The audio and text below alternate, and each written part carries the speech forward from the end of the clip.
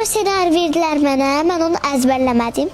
Çünki mimikalarım ilə onu elədim və çox qışı alındı. Sonra da evdə təkrar elədim yatanda, duranda ki, yaxşı oynayım da onu. Hamı görsün məni, eləsin. Sonradan əla alındırdım. Uşaqların da bəzi əla alındırdım. Belə. Belə uğur hekayən belədir. Bəli. Mən çəkilməyi çox sevirəm.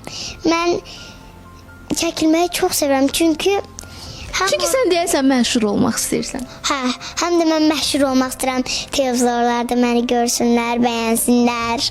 Onda sənə yaxşı bir xəbərim var, sən artıq məşhursan. Məşhuram. Televizora baxanda özümü görürəm və hamı məndən gürül duyur. Ki, Firuzə belədir və ona fərq edirik. Mən də elə bilirəm özüm şeyəm də, yəni böyük aktrisayam. Balaca hesab eləmirsən özünü? Yox. Yox. Balaca olmaq gözəldir axı, hələ sən böyüyəcəksən. Balaca olmaq da qəşəngdir, amma özümü böyük hiss edirəm.